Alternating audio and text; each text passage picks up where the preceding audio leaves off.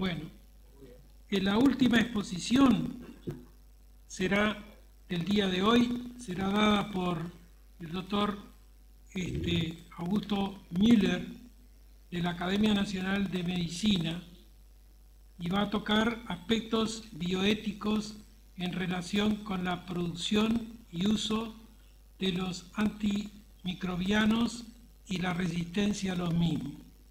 El doctor Augusto Müller es integrante de la Comisión de Bioética de la Academia Nacional de Medicina y es presidente del Comité de Bioética Asistencial del Hospital Militar. Le invitamos, doctor Müller.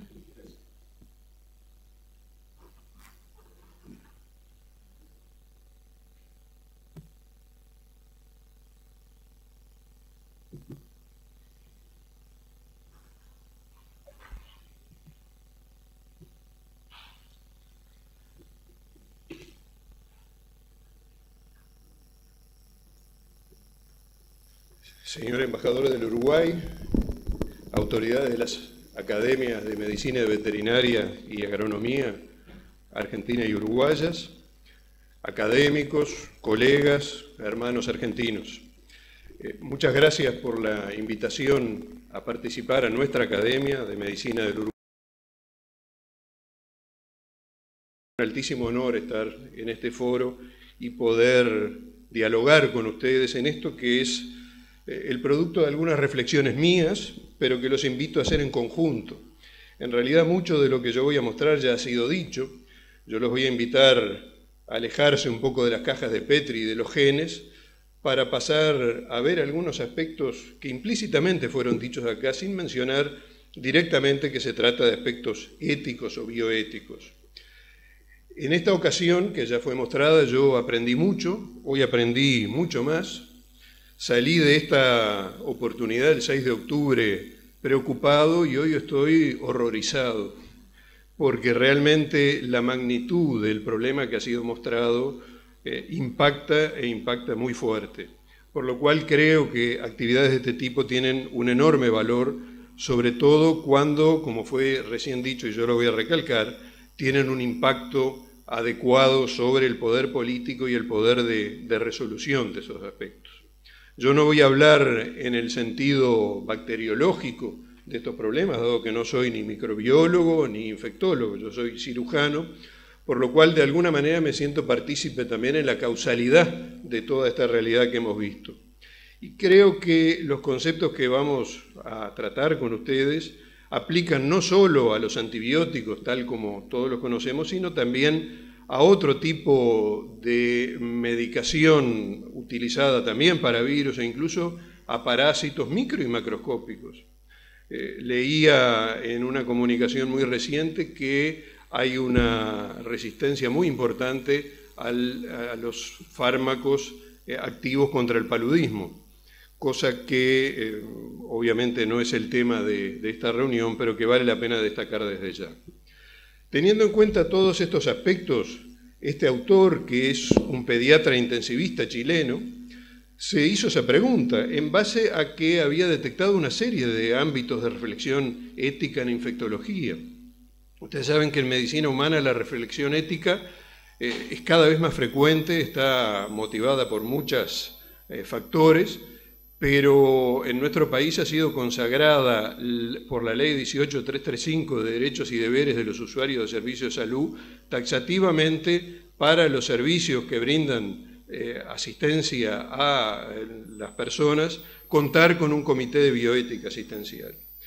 Entonces este autor detectó que en el tema de las inmunizaciones, el diagnóstico y también el de los antibióticos, que fue el tema de estas jornadas, había ámbitos de reflexión.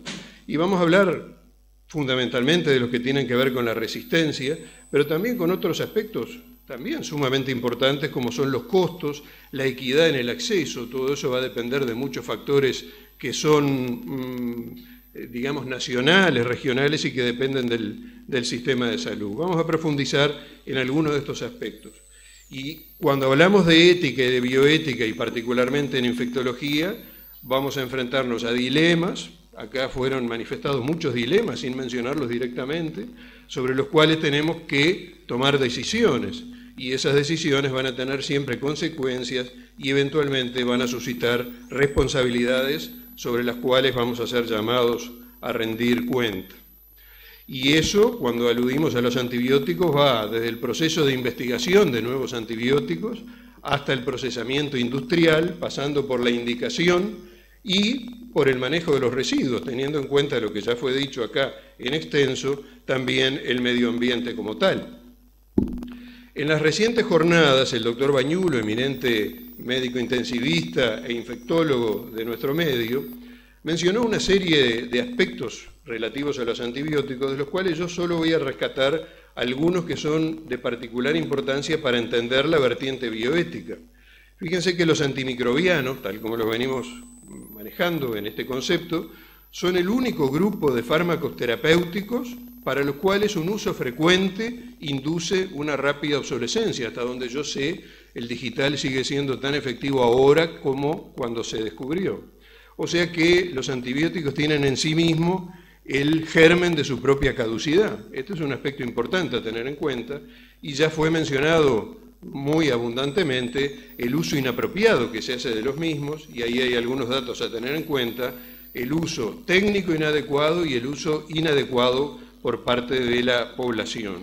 Eso tiene su correlato en la mayor morbimortalidad, en el aumento de los costos y en el desarrollo de resistencia. Fíjense además que los nuevos tipos de antibióticos prácticamente se han reducido su génesis a cero. No hay generación de nuevos tipos de antibióticos, ante lo cual la Organización Mundial de la Salud mandata o sugiere lo que ya fue mostrado hoy, la necesidad de desarrollar nuevos medicamentos con una prioridad crítica, elevada o media para esas bacterias que están reseñadas ahí. Ahora, ¿puede imponerse esta necesidad como una actividad positiva? Es deseable, pero ¿lo podremos conseguir de alguna manera? ¿Y por qué se usan mal los antibióticos? Hay tres factores que son los que están en primer lugar enumerados, que tienen mucho que ver con la declinación que ha ocurrido desde hace ya unos cuantos años en la relación médico-paciente. Esto lo hablábamos hoy con algunos colegas. La incertidumbre diagnóstica, que es inherente a la medicina, sobre todo en estos aspectos donde el diagnóstico definitivo depende de exámenes de laboratorio, la consiguiente temor a los fallos terapéuticos que suscita la nefasta medicina defensiva y las expectativas de los pacientes que generan una presión a veces exagerada para la prescripción, basándose en el ya muy mentado doctor Google que todos ustedes muy en detalle conocen. Pero a eso hay que sumar factores organizacionales que también fueron mencionados: la falta de tiempo, el sistema de salud y su funcionamiento, la falta de información que muchas veces los que estamos en el nivel operativo tenemos o dejamos de tener. Y a su vez, un aspecto sobre el cual vamos a insistir: cómo incide la industria del medicamento, pero también la industria de la alimentación en todos estos factores. Entonces, todo esto muestra que es necesario, y ya fue dicho, la aproximación a un uso apropiado y racional, porque si hacemos un uso inapropiado e irracional, estamos comprometiendo la utilidad del fármaco a futuro. En eso radica el problema esencial. Y ese comprometimiento del uso, de la utilidad del fármaco, se basa, entre otras cosas, en la frecuencia de su uso. Observen ustedes que estábamos hablando del uso inapropiado o inadecuado, pero aún el uso más técnicamente apropiado también es, simplemente por el hecho de dejar pasar el tiempo, un factor de generación de resistencia. Abajo están todos los otros elementos que esa situación conlleva. Entonces, ya aquí surge un primer dilema bioético: ¿cómo podemos hacer beneficencia nosotros sobre nuestros pacientes, en particular mediante el uso de los antibióticos?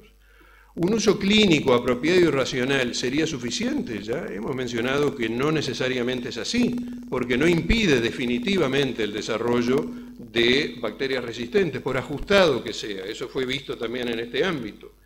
Y el uso apropiado Técnicamente podemos llegar a delimitarlo mediante distintos tipos de pautas, pero ¿cuál es el uso éticamente adecuado? Y en eso vamos a ir profundizando un poco más.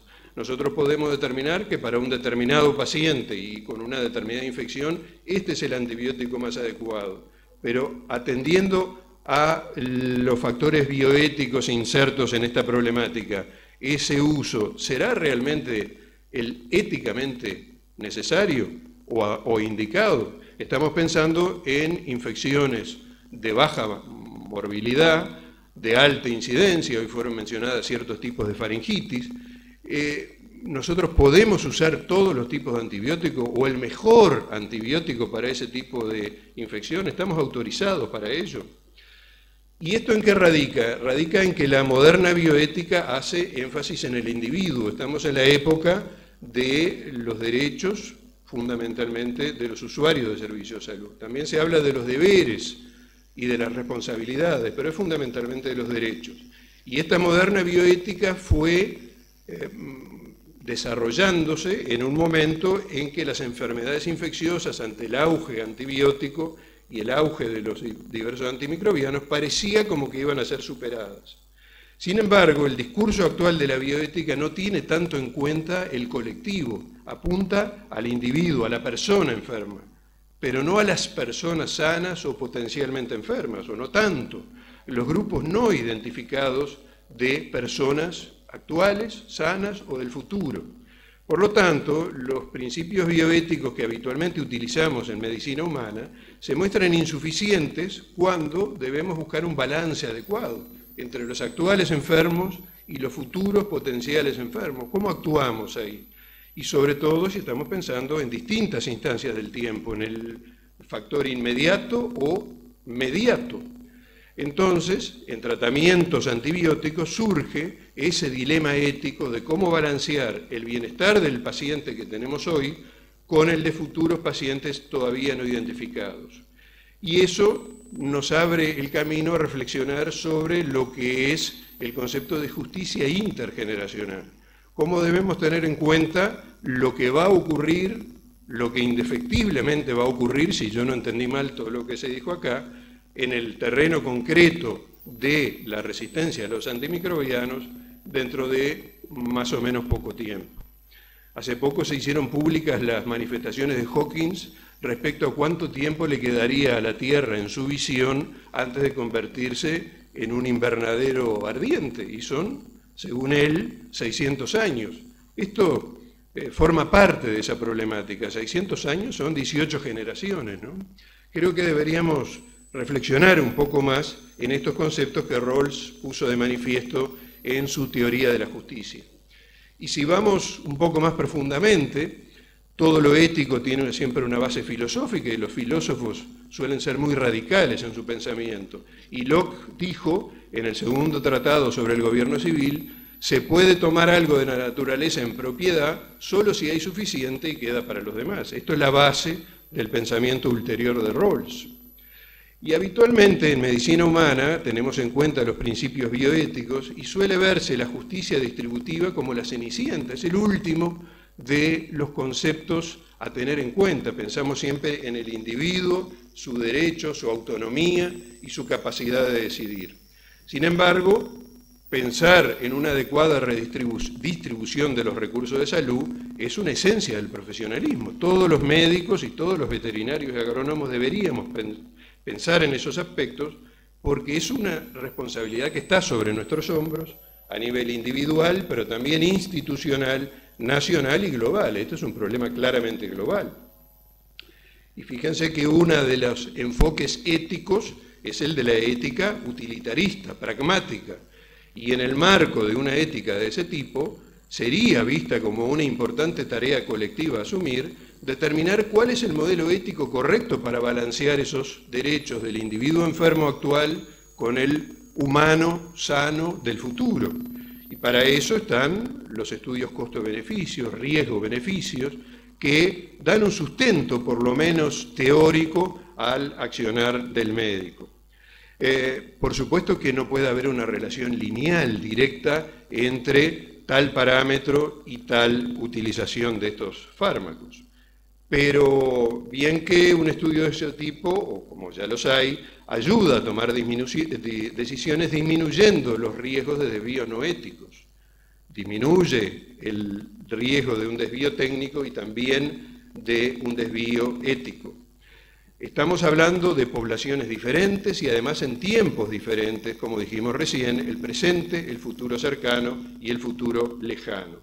Ahora, esto nos da herramientas para el manejo del grupo, pero ¿de qué manera se equilibra eso con la autonomía, con lo que el paciente quiere para sí mismo y reclama para sí mismo? Todos los pacientes reclaman la mejor medicina y entre ellos el mejor antibiótico, el más efectivo y muchas veces el más costoso.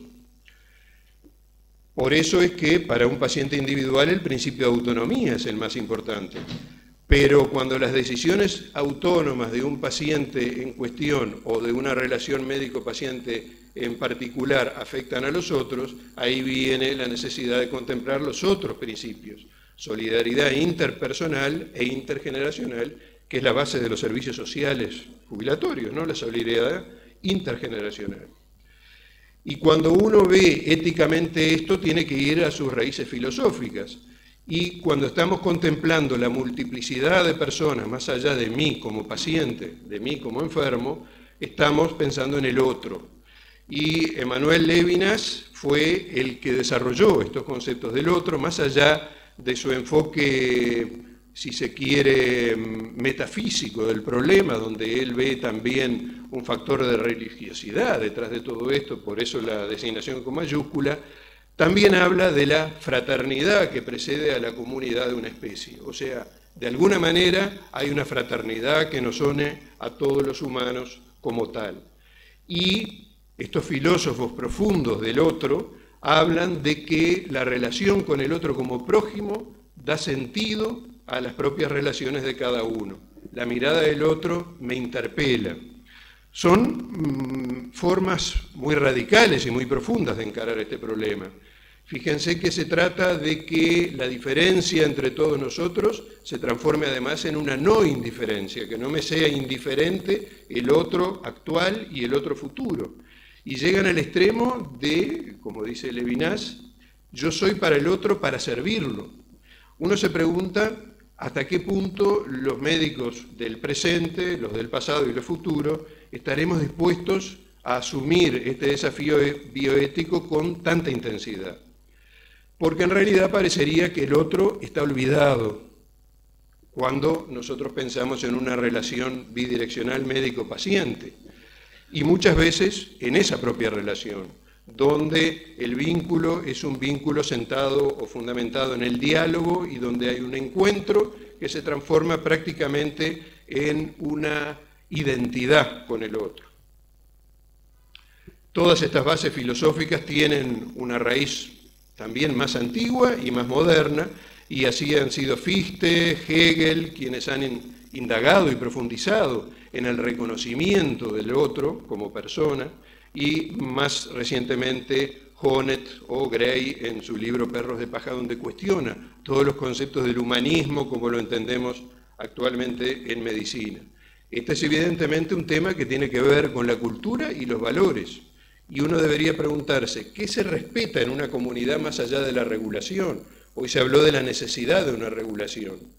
En esta jornada muy reciente que tuvo que ver con la siniestralidad vial, un interlocutor no vidente puso de manifiesto el hecho de que en el tránsito prácticamente no hay ciegos lesionados, no se lesionan los ciegos. Claro, hay mucho menos ciegos que no ciegos. Pero el hecho es que la presencia de los lentes oscuros y el bastón de ciego lo hace evidente. Este es un otro evidente. Sin embargo, esto tal vez no sea tan frecuente en Argentina, pero en nuestro país está a la orden del día. Hay un otro oculto. Ahí hay 4 otros vulnerables, afectados y ocultos, hasta por su propio padre, que supuestamente es el individuo autónomo y uno se preguntaría si es responsable. Entonces, ante esa amenaza, ante ese riesgo, ¿quién puede reaccionar? Solamente la comunidad puede hacerlo decidiendo qué es lo que se debe hacer y eligiendo legítimamente cuál es el bien mayor a tutelar. si es la vida de esos otros 4 otros o es la autonomía laboral del individuo. Por eso es que, más allá de tener en cuenta todos estos principios que hemos mencionado hasta ahora, hacen falta otras herramientas. Hoy fueron mencionadas, hasta en la última presentación, guías de actuación, de prescripción de antibióticos, de prescripción de fármacos y también de desprescripción, cuando hay que interrumpir un tratamiento. Y para eso ayudan los comités de administración de antibióticos y los comités de bioética asistencial.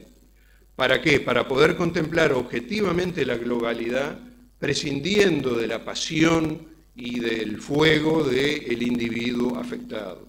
Solamente la comunidad puede regular estas cosas de una manera válida, solo el colectivo, que debe ser lo más amplio y lo más calificado posible.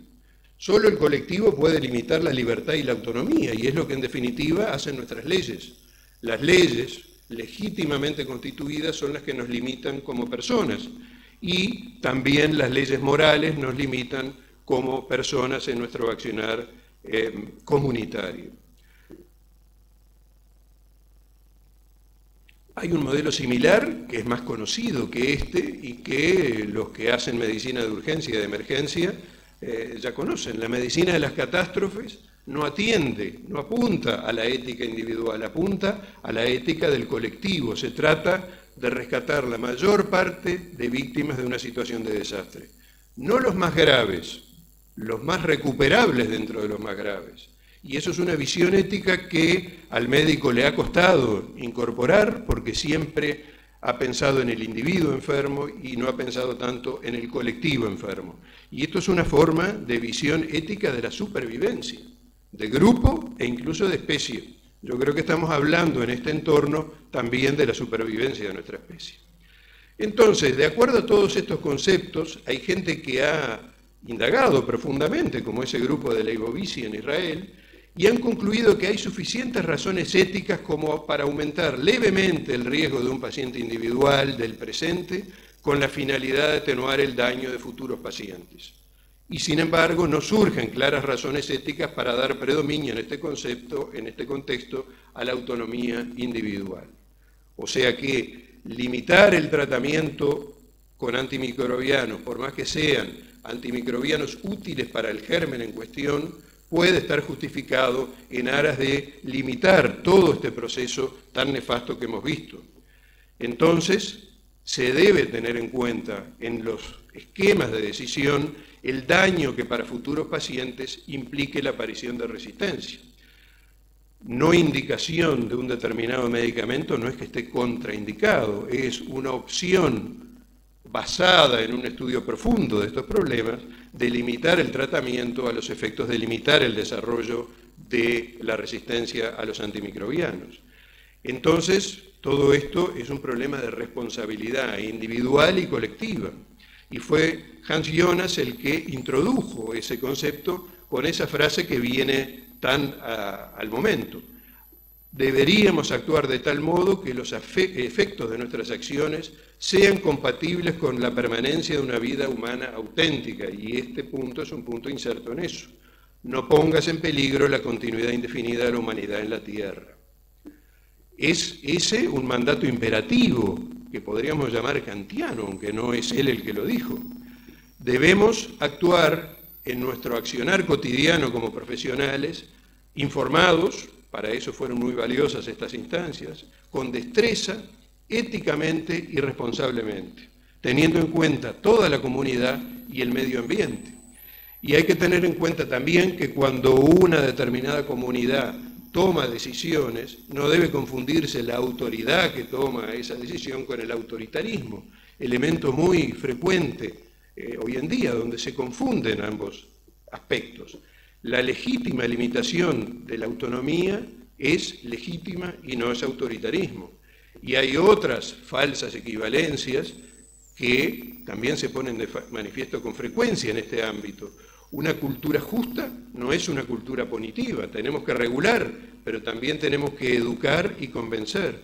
Responsabilidad no equivale a castigo, elemento que asignado la relación médico-paciente en los últimos años, donde ese peso de la responsabilidad realmente llega a agobiar, entre otras cosas, por el temor al castigo.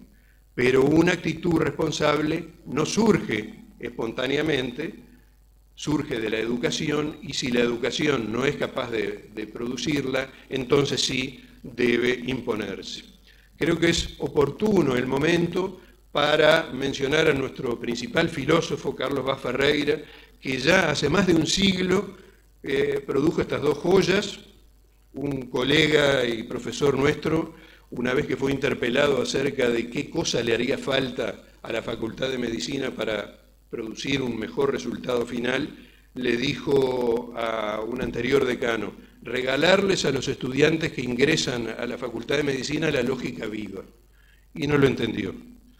Y moral para intelectuales, donde el capítulo médico ocupa un peso importante.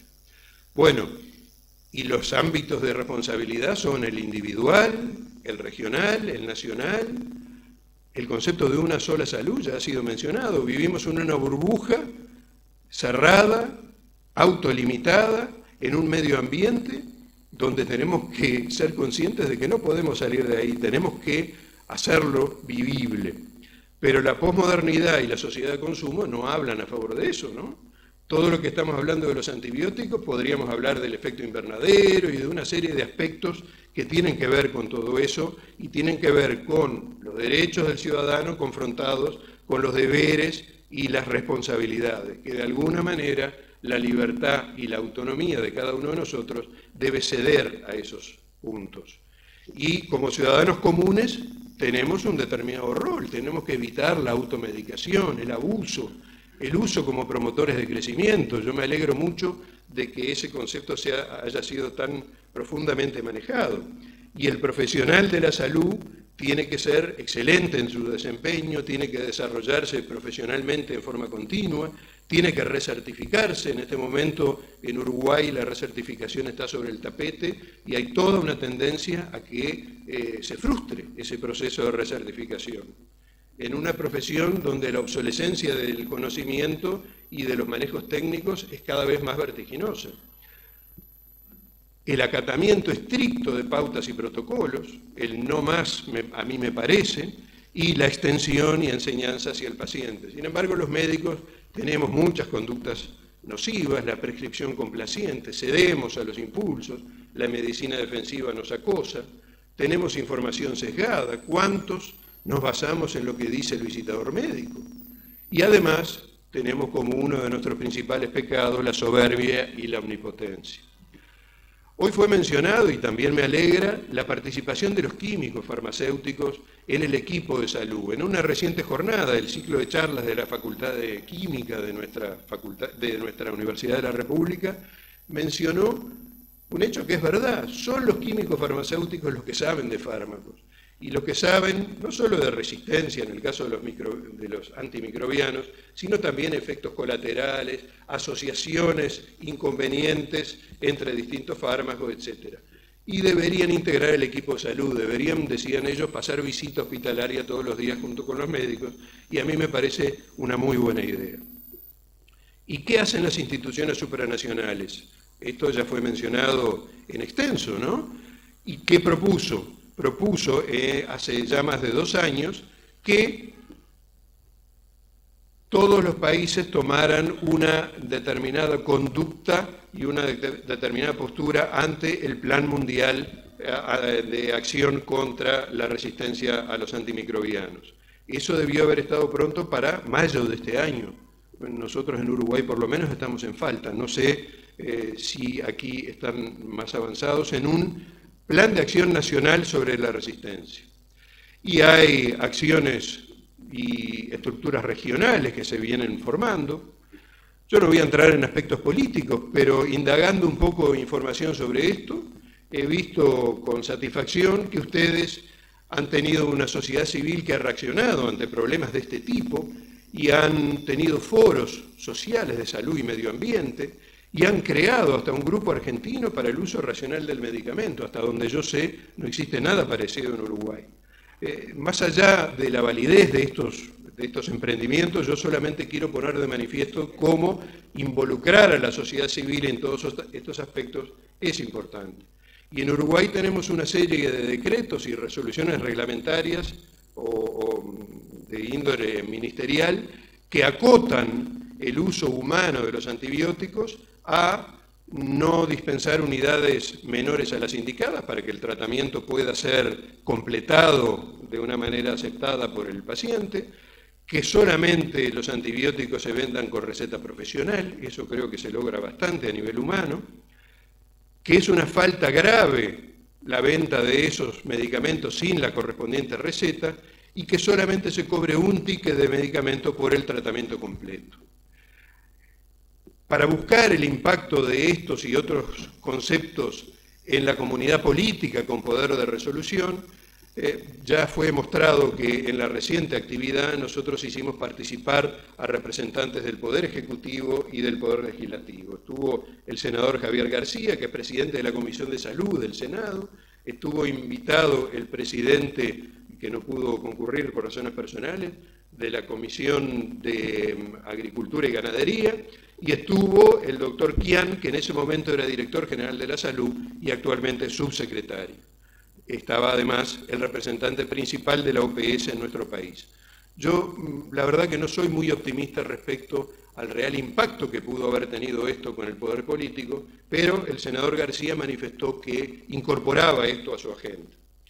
La UDELAR, ya les mencioné hoy, que ha tomado esto como un problema también esencial. Dentro del uso y abuso de medicamentos en general, los antibióticos tienen un papel preponderante, y la semana que viene tenemos esta actividad, que creo que ya fue mencionada en este foro, donde vuelve a instancias de la Organización Mundial de la Salud y la Panamericana a tratarse este tema como un tema prioritario. ¿Y qué rol tiene la industria en el aspecto ético? Se inscriben en la responsabilidad social empresarial.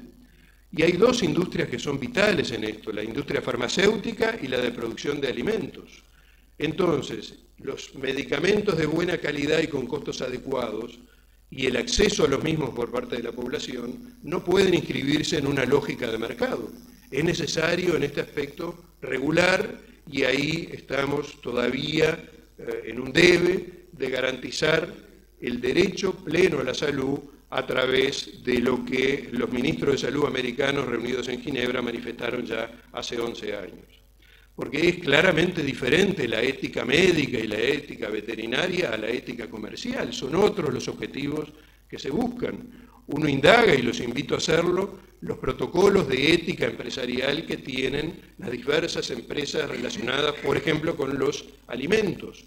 Y van a ver lo distante que están los conceptos de lo que sería una ética mucho más exigente, que es la ética médica. Uno de los factores a tener en cuenta son las patentes del uso de los fármacos primariamente, los genéricos. También hay otro aspecto, hay drogas sobre las cuales la industria farmacéutica no tiene interés en investigar, son las llamadas drogas huérfanas. No son atractivas porque o son pocos consumidores o provienen de países pobres donde la ganancia no va a ser lo suficiente, y este premio Nobel, States, en el Congreso de Cristalografía de Madrid en 2011, dijo eso, que es bastante impactante, ¿no? Las industrias farmacéuticas no invierten en antibióticos porque curan definitivamente y en poco plazo, en corto plazo. Les interesa mucho más los fármacos con los cuales nos inundan para controlar el colesterol bueno, el malo, la presión alta, la del medio, la baja, a veces asociando la TSH, por ejemplo, cuando yo me formé como cirujano, ni la pedíamos. Ahora no hay viejita o mayor de 50 años que no tenga una TSH o 2 por año, y todas están con T3 y T4. Eso le pasó a mi madre, que siempre fue normotensa, y al mes ya tenía la presión por encima. Entonces ahí empezó con los antihipertensivos, etcétera, etcétera.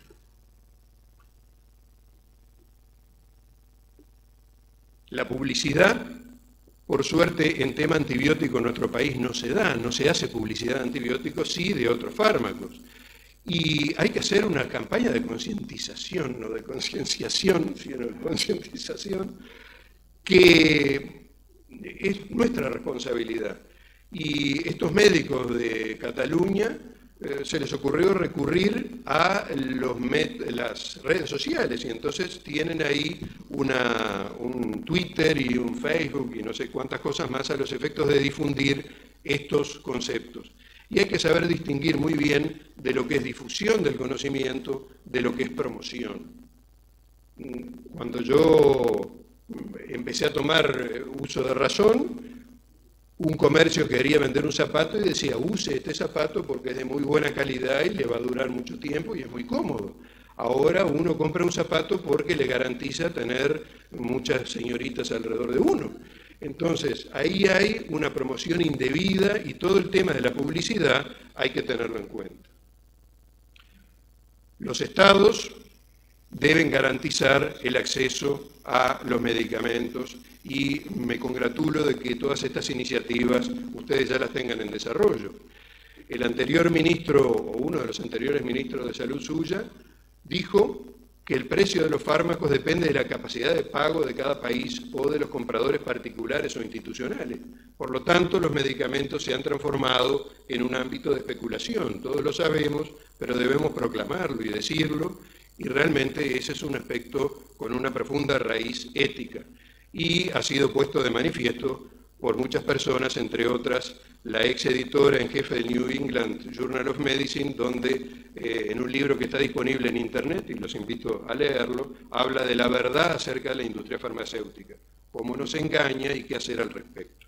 Y la industria alimentaria ya fue mencionada en extenso, por lo cual no voy a profundizar en esto. Y es bueno ver cómo todo esto lleva a un entramado de factores bioéticos. Hace un par de meses nuestra academia tuvo ocasión de presentar en las jornadas académicas del Plata, de Medicina de Buenos Aires y de Uruguay, este trabajo sobre los dilemas, conflictos y desafíos bioéticos relacionados con el sobrepeso y la obesidad, una de las enfermedades crónicas en este momento más vigentes. Y si consideramos lo que acabamos de ver, entonces vemos que la ausencia de regulaciones y la propaganda inadecuada potencian ese sobrepeso y obesidad que a su vez genera entonces un nicho de demanda creciente. Esto, si no lo hacemos a nivel de las academias y los poderes públicos, no lo va a hacer la industria de por sí. Hay otros problemas medioambientales relacionados, sobre los cuales no vamos a profundizar, pero hay que saber que los antibióticos de uso hospitalario que son excretados por las vías de las aguas residuales, solamente en aquellos hospitales que cuenten con plantas depuradoras, son parcialmente removidos y depurados. O sea, todo eso va a repercutir en el medio ambiente.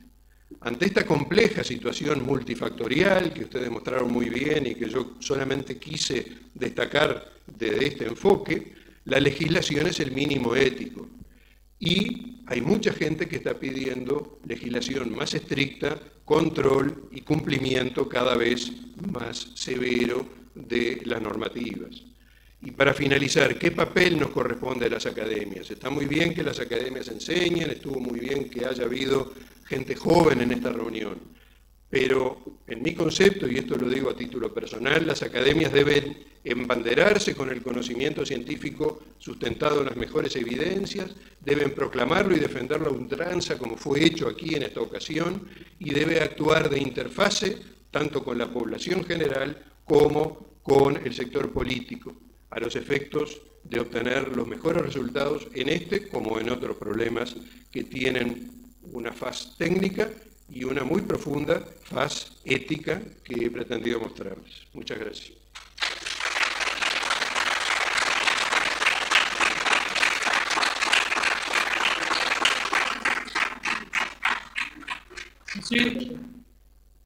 Si hay en el auditorio preguntas para hacerle al doctor Augusto Miller Graf, un comentario.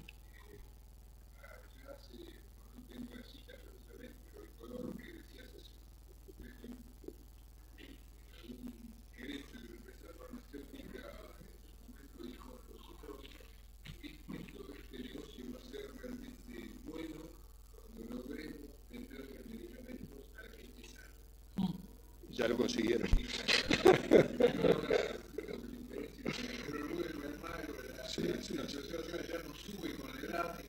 Exactamente, exactamente. Después se caen, entonces viene la prótesis de cadera, etcétera, etcétera, etcétera.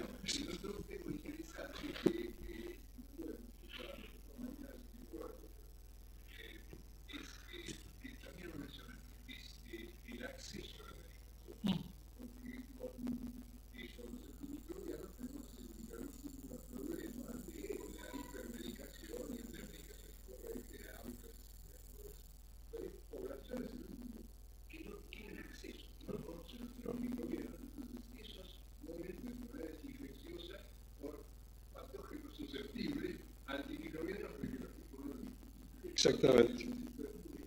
Exactamente. Sí, te da vertientes. Sí, sí, sí, sí. Sí. Pero es muy bueno haber tenido este sustento técnico tan amplio, tan profundo, a los efectos de que se vean con claridad todas estas cosas, porque son evidentes, hay que pensar en ellas, ¿no?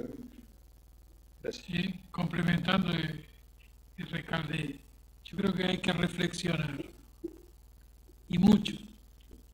Bueno, espero haber cumplido con su mandato, entonces les agradezco a todos, les deseo unas muy buenas tardes, y bueno, y mañana nos vemos.